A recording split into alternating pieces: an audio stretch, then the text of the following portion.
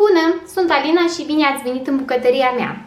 Astăzi vă voi arăta cum să faceți un pandișpan foarte simplu și repede.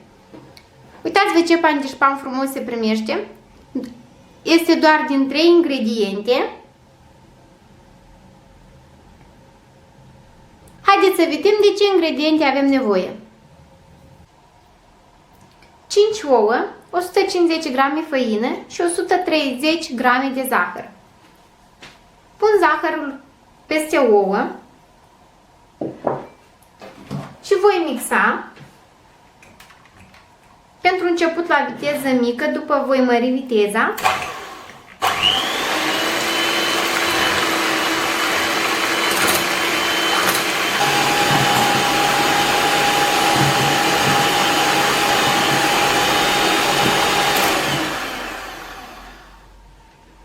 Am terminat de mixat ouăle, așa trebuie să arate.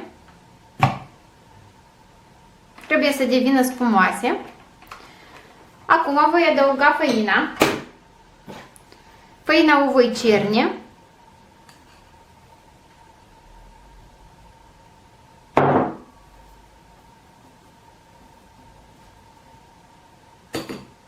Făina o adăugăm în 2-3 reprize și cu unchiul o amestecăm ușor.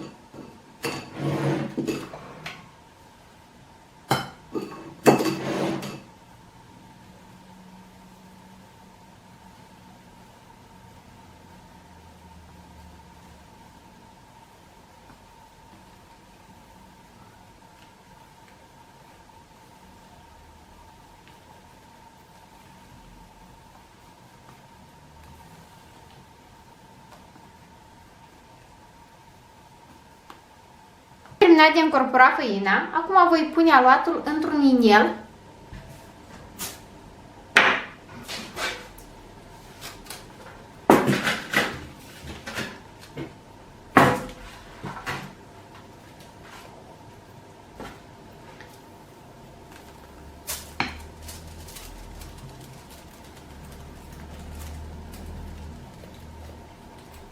Inelul meu are un diametru de 22 de centimetri.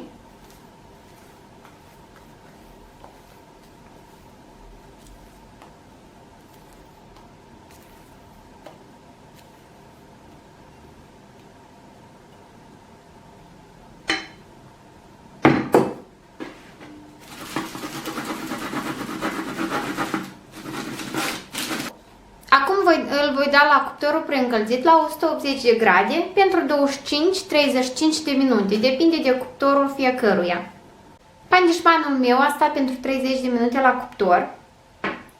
Acum îl vom scoate din formă.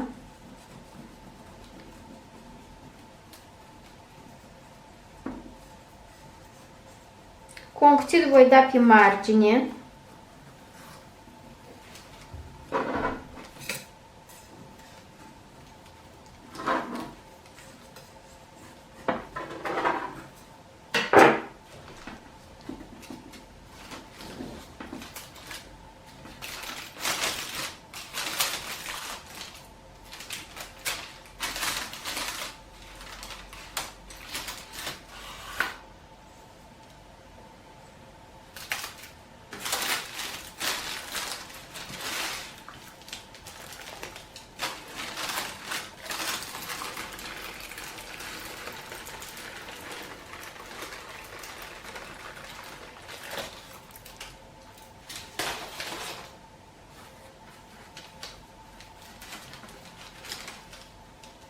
Uitați-vă cât de bine arată.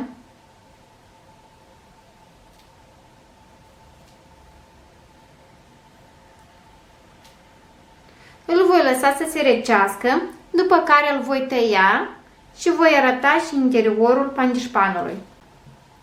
Pandișpanul s-a răcit, acum îl vom tăia. Eu îl voi tăia în două.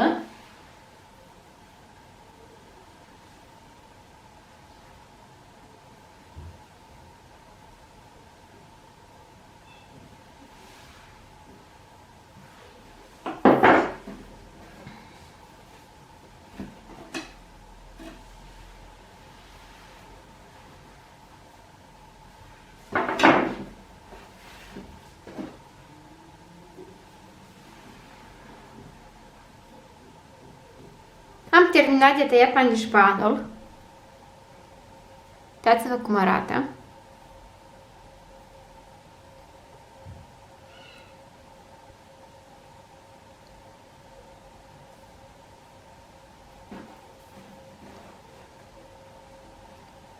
Dacă forma va fi mai mică, va fi mult mai înalt.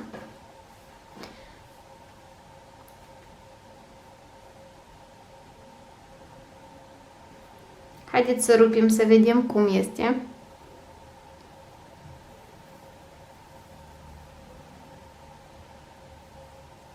Uitați-vă.